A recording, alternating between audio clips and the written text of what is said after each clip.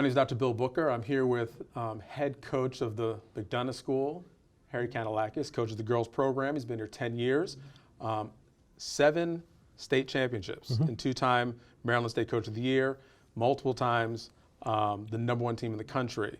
And I would say that of the coaches in the state, you probably have put more girls into college programs than most out there, and your record speaks for itself. So I really appreciate your time today. If you were talking to a middle school girl who's interested in coming to the McDonogh School to play soccer, what would be your advice to them to get prepared for that next level? I think to just be sort of have a growth mindset. That's the biggest thing that I see. I'm coaching in a development stage of their career, and what you want to see is kids that are constantly getting better and willing to get better through their own hard work and also through the advice that we give them as coaches. And so from my point of view, we're always looking for kids that are continuing to engage the process of getting better as a player. So when you say getting better, I think of that both as a physical improvement and as a psychological improvement. First, on the physical side, what skills specifically would you tell kids are really, really important if you're going to play at the high school level? I think from a physical point of view, obviously, it's an interesting conversation because you're talking about adolescence. And from my point of view, the physical side is almost secondary to the technical side at the youth level. Especially when we're talking about 6th, 7th, 8th graders leading into high school. Once you get into high school, obviously, we put a lot of emphasis on owning our fitness tests, owning your strength and conditioning. Just having done this for a while now, the best players are the kids that are fantastic in terms of speed and agility. I think every coach has the ability to improve the aerobic capacity of players, but the really special players are the quick players that can change direction. And so, from just looking at from my point of view, players I think oftentimes overemphasize the aerobic piece and underemphasize the explosiveness and speed and agility. And so, that should probably be more of a focus for kids at the younger levels.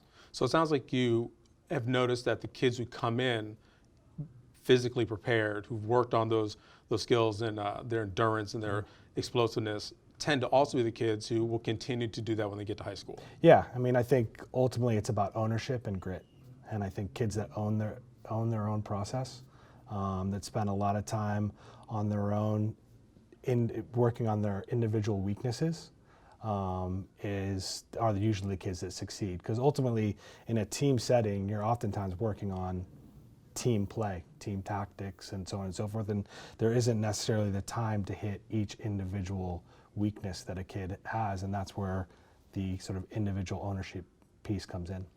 So you use the word grit, which you sort of hear in elite sports. How do you define that? I think growth mindset is probably, it's another thing that you hear a lot in education and sports as well. I've come across players that think at 16 and 17 that they're the final product. And those kids, in my experience, often don't do well at the next level. You take 2 players, lower talented player that has a lot of grit, or a higher talented player that has no grit, and you check back in with them in 3 years, and it's that first player that's going to be successful, and possibly the other player will have kind of fallen off a little bit. So you've touched a little bit also on the psychology of it, the psychological approach. What psychological traits would you look for in a middle school kid that you think are going to translate to them being successful in high school? I think the ability to overcome setbacks. Success isn't a linear progression up to becoming a great player. Especially if you're playing at the elite level, there are a lot of setbacks. Like, for example, maybe you don't make the team that you want, or you don't perform well on the big stage in like a championship game or something like that. That's always going to happen if you're playing at the elite level, because you're playing against other good players. So your ability to come back from setbacks is kind of counterintuitively probably one of the most important aspects of a player that eventually is going to be a really top player. So I'm going to ask the same question for a high school kid. They're already at McDonogh, they're at a high-level program, they're playing on the circuit, they're on a good club team, and they're interested in playing the next level. What would be the biggest challenge that they're going to face physically or psychologically that's going to determine whether they're successful at the next level? Yeah, I think ultimately at, let's say from 14 years old to 18 years old, it's your willingness to improve your game technically. There's obviously, again, especially we're talking about elite athletes that want to go play Division III or Division I. Athleticism is kind of a given at that level. And so you obviously have to keep yourself fit and work on that side of things. But really, you often see at the high school level, especially, you see kids that rely almost too much on their athleticism, because athleticism can get you really far at the high school level. But once you get to an environment where everyone is a good athlete, have you worked on the technical side of your game where you can distinguish yourself among 22 really good athletes that are on the field? And so at the high school level especially, getting into programs that really privilege the technical side and don't just focus on athleticism, they play a style of play that actually makes you better as a player is really important. So if an athlete was looking to play at the next level, they're going to spend a lot of time on the field with you. They're going to have academic requirements. They're going to have a busy schedule. Yeah. How important is it for them to spend time outside of the team setting working on those skills? I think it's vital because, again, going back to what we talked about as far as the team setting, it doesn't matter really what sport you're talking about, is often not particularly good at working on individual weaknesses. And so that needs to take place on the individual level. I mean, there's just no way to do it. Of course, you can set things up in training where people are working on or where players are working on their positional skills and things like that. There's ways to do it in a team setting, but nothing can beat an individual honing in on something that they particularly have to work on their own outside of the team setting. It's just, there's no replacement for that. So one of the things I think we see with elite athletes is they're playing the sport too much and they're preparing their bodies too little, right? It's a long season. You have 12 months out of the year. Yeah. How important do you think it is for an athlete to build in a rest season? It's vital. And physically it's obviously important, but I think even more so mentally, it's really important. On the physical side, I think most of the injuries that we see, especially in girls soccer, are ACL tears. And there's a direct correlation between ACL tears and overtraining. And so, making sure you have that time off is really important for injury prevention. On the mental side as well, there's a lot of evidence as far as ACL tears that accumulated fatigue and mental fatigue play a really large role in catastrophic injuries. And so being able to turn it off at times is really important. And it's, again, also important that players associate themselves with programs that build in rest, because oftentimes the player's just doing what the coach is asking. Right. And if you're surrounded by coaches that don't understand principles like periodization and other organizational techniques in terms of their seasonal plan, then you could get yourself into trouble. And so catastrophic injuries, ACLs, are common. They're at an epidemic level at this point. Yeah. And some of them can't be avoided, right? Some are contact related.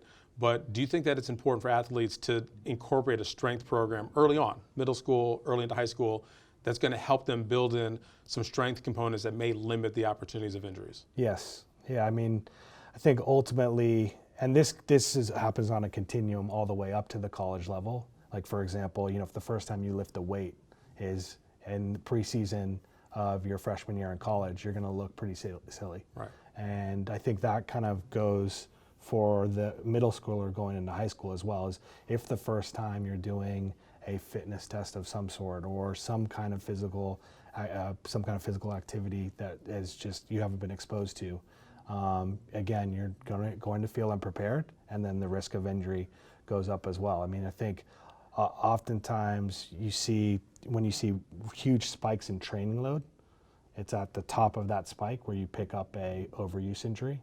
And so building up in the lead into your high school career, building up the training load incrementally is really important so you can prepare the body for that load. So you're very big on culture. You talk about team culture, both on the high school team, the club team. What do you mean by culture? What does culture look like to you? Yeah, I think it's complex. I think ultimately people want to play with good teammates. And, from my point of view, the culture at McDonogh Soccer is, we're pretty specific about it. We try to provide a high level of support and a high level of challenge. And we're constantly looking at what we do in relationship to those two sort of poles of thinking. So there are times where we feel like maybe we put the high level of challenge a little bit too high and the support a little bit low, and we have to readjust. And there are times where maybe we're a little bit too soft on the kids and we say we're being a little bit too supportive here. The kids are just going to have to grind through. That's really about the culture that we've created in terms of hard work and training. But then obviously there's the family atmosphere that you always try to create on a team. And I think for McDonogh Soccer in particular, when you ask our players certainly the academic piece is the most important piece of their career at McDonogh. But when you ask them kind of like, what are they most proud of? I think they would answer that they're most proud of some of their accomplishments on the soccer field. And they're proud because they've done it with their teammates and a group of people that they really respect and enjoy spending time with. And so, I think time is a huge piece to that as well, giving kids the time to spend time with each other in our locker room and off the field activities as well. We spend, I have a fantastic staff. And we treat our team bonding events as important as any competitive game. And we spend maybe as much time as a coaching staff preparing for those as we would any game. And so, our kids spend a lot of time off the field together, and we're constantly working on building a strong culture. And I also think, one of the mistakes that programs make is they spend a lot of time in the beginning of a season doing team bonding, and then it's done for the rest of the season. They just focus on soccer. And from my point of view, that would never work for us. I mean, we in the beginning of our season go to West Virginia and we don't touch a soccer ball for 2 days. We establish team rules, but we mainly just spend time together and have fun. And then as we go through the season, we have these kind of series of events, like we go during Halloween, we go to a haunted house, and there are times where we sit around the table and we give speeches on each other. We have a buddy system, and each of the buddies give a speech for one another. And so there are little events like that where we're incrementally trying to just bring out the best in our kids in terms of just being on the same page off the field. And that obviously translates on the field. So this might be a tough question because you're a coach, and obviously you want the best kids you can get. But it sounds like you're putting as much of an emphasis on a team-oriented player as you are a high-talent player. For sure, yeah, for sure. I mean, and I think that's been my personal development as a coach as well. I think probably when I was younger, I was constantly looking for the most talented player and didn't really care so much about the intangibles. But I've been through this enough where I've had that talented player that has really impacted the culture negatively and has really been a setback for the team. And ultimately what it comes down to is, can you find players? It's really not about the most talented individuals, it's about the most talented team. And sometimes that means getting rid of your most talented player and focusing on the kids that really buy in and want to buy into the culture, as we were talking about before. So shifting gears a little bit, let's talk a little bit about recruiting, right? You touched on the importance of academics, but could you speak to how important being a strong student is for the college coach that's looking to recruit a player? Yeah, I think it's vital. I think ultimately what coaches are looking for is players that can handle their off-the-field responsibilities so it doesn't impact their on-the-field responsibilities. Now, ultimately, I think coaches are, we're all preparing these kids not necessarily to play professional soccer, we're preparing them for life. So when it's all said and done, these academic skills or academic responsibilities far outweigh what's going on the field. But at the same time, coaches are always going to look at it through the perspective of their own lens. And there are so many stories of kids that simply cannot focus once they get to college on their on-the-field responsibilities because they're struggling in the classroom. And coaches just basically don't want to deal with that. And you learn those skills in high school. You learn the ability to balance your off-the-field academic responsibilities with your on-the-field responsibilities. And it's a life skill, and it's one that you're constantly having to work on.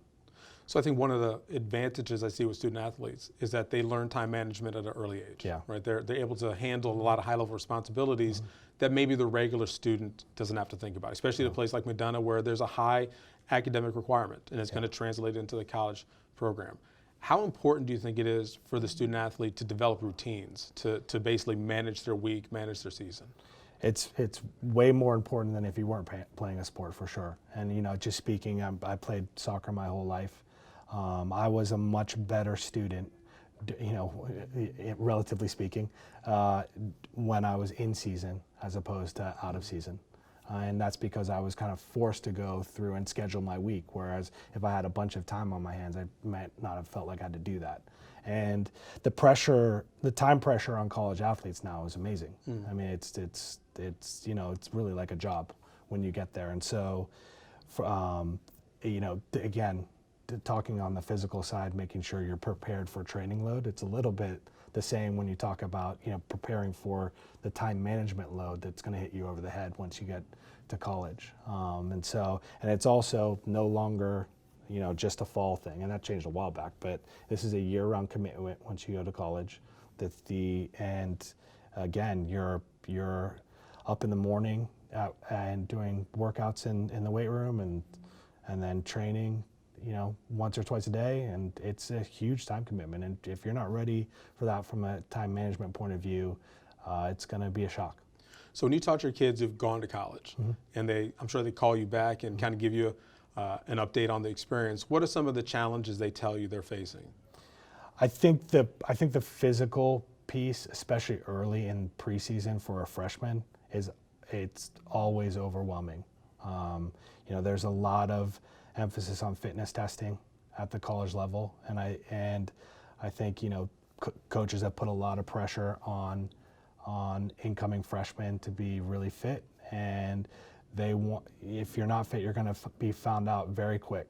And so what I hear after like a week of preseason are like a lot of tears, basically, and like, this is way harder than I thought. And I don't know that you're ever going to be able to do anything to get over that. It probably should be like that to a certain extent, because it is the next level, and you want to make sure that kids are taking it seriously and so on and so forth. And then obviously the following year, maybe they come in a little bit fitter. But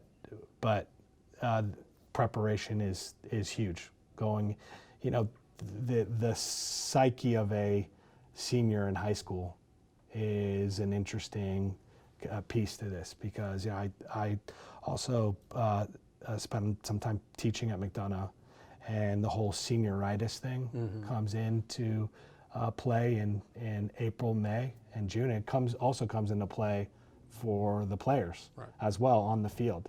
And that is, if I could pick one moment where you don't want to take your eye off the ball, it's the month or two leading into your freshman year in college. And so, that I think goes to a little bit what we were talking about before with grit and growth mindset. Those players that have that grit aren't going to let themselves slack. But, we're constantly talking to our kids about that, the months leading into their freshman year, and just making sure that they're going in like fit as a fiddle. It seems like for the high school athlete trying to go to college, the recruiting process is tedious, and it's an unknown for most of the parents. Most of them are guessing and trying to figure it out along the way. And it seems that parents tend to have three problems. One is they may not have a full assessment of who their child is. Second is they may not start the process early enough. And by the time they wake up to what's going on, opportunities may have come and gone. And the third is they may not know how to ask the right questions. If you had advice to a parent who is obviously going to be in this process, what would you tell them to help them along? I think there are two things. One is talk to somebody that's gone through it. And there's so many resources out there at this point as well. So talk to a parent that has kind of lived through the process, ask them for advice, and really get a kind of parent perspective on what the process is going to look like. And then also, I would say, associate yourself with a coach, a high school, or a club that has a lot of experience going through this process, and make sure that you're talking to them a lot and asking the right questions, and then fully engaging them in the process itself. Because from my point of view, one of the things that I've seen is that kids can oftentimes become a little bit avoidant in talking about the recruiting process with their parents, but they'll be much more open with a third party like a coach. And if you can kind of empower that coach to really engage the process, then that can be a really powerful tool. And then that coach can also kind of get into them and make sure that they're engaging the process with their parents as well. But I have seen kids be avoidant when it's just like the parent constantly nagging them, like almost like it's homework. And then the kid, the player basically shuts down. So engaging, I think, a third party is really important. This might be a tricky question, but back to the point about the parent not being realistic about who their child is. Yeah. What type of research or what type of steps could a parent go through to have a better assessment of where their child actually fits, so that they're putting their energy into a school that's going to be a good fit for their kid, not just the name brand that they might be attracted to? Yeah, I think again another mistake that parents make is they make their search way too narrow, and when your search is narrow, you might hit a home run and pick the perfect school. It's a perfect fit. That school wants you, and you want to go there. I haven't really seen that work too often, right. but it could work. From my point of view, it's so important that you expand your list and you look at it a lot like a normal academic student would look at through the college process, where you have reach schools, you have schools that you think are a really good fit, and then you have what you would consider safety schools.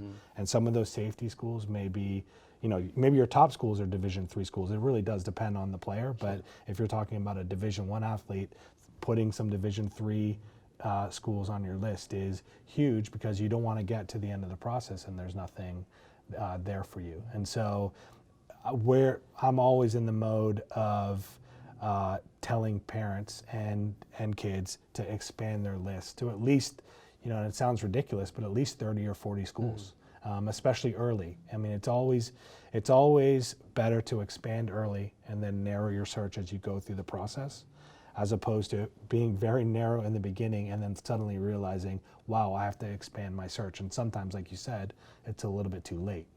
Right. Now, I know there are NCAA rules that limit the way a coach can talk to a student athlete, but do you advise parents or coaches to try to reach out to schools, whether it's through an ID camp or an email, to get more information? Yeah, I think we put a lot of premium on communication with college coaches, and I think it's, especially now with the restrictions on when a coach can contact a player. I mean, mainly that's been pushed till junior year. There are no restrictions on the player contacting the coach, though. And so that's how communicating directly with the coach via email or whatever it might be is really important both ways. One, it keeps the player engaged in the process. And two, it lets the program know that you're interested. And because of the lack of contact between coach and player now, coaches are looking for signs of continued interest. And if they're not getting that, then they're probably going to move on. And so constantly communicating with coaches in the lead into, for example, showcase events, or if it's during a high school season, a big championship game, letting them know how things are going, just to check in. It's really important both ways. Are the NCAA rules the same for Division I as Division III as to when you can contact coaches? Now, Division III, it's a little bit more open season. I mean, there's not a lot of restriction on communication with Division III. With Division I, it's become basically soccer has just gone the way of lacrosse from these past couple of years. Is most of the official communication between the coach and the player takes place starting in their junior year, which I think is great. Sure. It slows down the process. I think for some student athletes, the process is just really long. Sure. And there's not a lot of reward through those 3 years until you finally sign. Right. And so, from my perspective, the new rule changes are fantastic for our players. It gives players a lot more time to do their research, and also the reality is, I mean, if you're talking to, I mainly deal on the girls' side. When you're talking to a freshman freshman student athlete, they don't know what they want. They might think they know what they want, but they really don't have any idea. They barely know what they're doing next week, and so. They might say they know what they want, but I also know, having done this, and I'm sure their parents know as well, it's going to change 4, 5, 6 times between that point and when they finally commit to a school. And so that's another reason why a narrow search is a really bad idea, because I mean, you're doing that narrow search and you feel like you know exactly what you want at that point, but the reality is it's going to change. And so you need to have a list that accommodates the fact that these kids are developing. They're probably going to change their major when they get to school. I mean, it's a continual process, and so just being a little bit more open-minded through the process is really, really important. Yeah, and it also sounds like starting the process early again is a big benefit. I heard a story from another player who was a freshman, and grade school wanted to speak to him, so they made a connection and spoke on the phone. And the first question was, well, why do you want to play here? And the girl's 14 years old. Yeah. And she's wondering, am I supposed to be able to answer that at 14? Right. So there's no real getting around that, but I think, as you're saying, the more involved that families are early on, the better the process can go. Yeah, for sure. Yeah. You mentioned empowering the coach in the process. How would a student go about empowering their coach to help them through this process, the recruiting process? Yeah. I think engaging them in terms of just staying in touch and making sure that they're doing what the coach asks. I mean, we have a pretty methodical checklist that we ask our players to go through, and we're sometimes a little bit shocked at the lack of follow through on the part of players, and then again, that's that piece of trying to do things as early as you possibly can. So when it comes time where you actually have to make the important decision, you're fully equipped to do that. So, for me, it's all about communication with the coach, and then also having massive follow through once you come up and devise a plan, as far as communication, sending emails and following up and making sure you engage the process. Having that follow through is vital. And so it sounds like the more accountable to the process the family is, the more it's going to help the coach in the process and helping them go forward. Yeah. I think one of the mistakes that families sometimes make is they forget that it's their process, and they put it all on the coach. Right. And that's just not the way it works. And oftentimes the coach is working with a lot of kids, and they're not going to be able to provide the kind of minute attention to detail that you really need to have for the process. And so owning your own process while at the same time, it's a balancing act, owning your own process while engaging the coach in that process is huge. So I understand it's an individual process, but you talked about building a wide net of schools to start with. Are there any tips on helping kids to refine that search, to go from 30 to 20 or 20 to 10? Yeah, I think oftentimes the advice that I give early in the process is to not necessarily think about names of schools, but think about the type of school that you're interested in. Do you want to be in an urban environment? Do you want to be out in, quote unquote, the middle of nowhere? Do you want to be, you have certain weather preferences, and obviously one of the vital things is the actual staff program and so on and so forth, and that's putting aside the most important piece. which is the academic piece. Is it a good academic fit for you? We oftentimes tell kids that they really need to imagine themselves at a school, irrespective of the soccer program. So we've talked about injuries before. You imagine you get to a school and you have a catastrophic injury. Now all of a sudden soccer isn't a huge part of your life. Can you see yourself at that school? And so that's the formulation of that initial list. And then ultimately, as you get closer and you start to get more information, you visit schools, you meet players and coaches associated with that program, your list becomes a little bit more refined. And then ultimately, the ultimate refinement of your list is the schools themselves. Because their level of interest is obviously going to kind of either expand or decrease your list. And then ultimately, if you're not getting the kind of interest that you want, then maybe you have to think about adding schools at the lower end as well. And so that's a continual process. And again, ownership and engagement of that process is absolutely vital. So it sounds like something else for families to consider is to potentially look to the schools that are loving you, maybe more so than the schools that you think you love, unless it's just about an academic commitment, which is a personal decision. Right. To not always just focus on the schools you might read about in the newspapers or see on TV. There could be a school you'd never considered who's showing you a tremendous amount of interest. You would almost advise them to look strongly at those programs. Yeah, I think a recipe for failure in the process of recruiting is just focusing on a narrow set of brand name schools. And just in my experience, it just doesn't go well. Right. And gauging the level of interest, and this is why communication is key. It's why, because they can't communicate with you, engaging a third party, whether it's your high school coach, club coach, or whatever, is really important. But gauging their level of interest and not trying to necessarily beat your head against the wall when it comes to a program that has just moved on is really important. Working with the athlete who's going to a college program, what are the characteristics or the traits that you think are most important for them to be successful at that next level? I think, we touched on it a little bit before, but the ability to overcome setbacks is huge. And that's why it's so important. When you see it at the younger ages, you usually can, figure out who is going to be successful and who isn't at the next level. It's the ability to, for example, you get to school and you get to your college program, and you've been playing forward your entire life, and on the third day of preseason, they tell you you're going to be an outside back.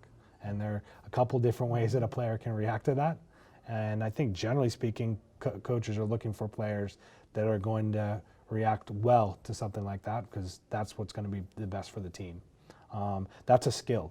It's not something. It's something that, it's not something that is inherent in the personality makeup of a kid from a very young age. It's something that needs to be worked on in the right environment as they go through middle school and high school. And so again, having a growth mindset, not looking at yourself as the final product is vital. So a growth mindset is a trainable skill. For sure. Something that a kid could work on to get better at. For sure. And there are a lot of kids that aren't very good at it. And I think that's part of the art of coaching, is bringing out that growth mindset in kids. And it's especially, I think, most important with our most talented athletes. How do you engage the really talented player who's like the best player on the high school team or the best player on the club team? How do you engage them to have that growth mindset when they feel like they're better than everybody else? And I think that's one of the differences, I think, between high-level coaching and not high-level coaching, is the sort of willingness and ability to coach high-level players. So you were mentioning that one of the biggest characteristics is the ability to overcome setbacks. And it would seem like injuries are perhaps the biggest setback, especially for an elite athlete who's not used to being hurt. They're used to being healthy and doing their thing. Can you describe what you've seen over the years as to some of the traits of the mindset of an athlete who's able to overcome injury, which is certainly a big setback for them? Yeah, I think getting over, there are two things: getting over the frustration of being injured, especially with a long-term injury, and really engaging the recovery process with the same level of intensity that they engage their athletics achievement on their team is really important. I mean, I'm sure you see this with your work all the time, right? Is there are kids that really attack the process, and there are kids that don't, and that obviously has a direct correlation to the way they come out of that process. And then, of course, and you can speak to this as well as I could, I think, of course, you need to have patience, because, you know, for a little bit of time, your body's not going to be doing what you tell it to do in the way that it was before. And eventually you'll get there. But it does take patience, especially also on the road to recovery once you hit the field again. Because ultimately, you know, again, we're dealing with elite athletes a lot.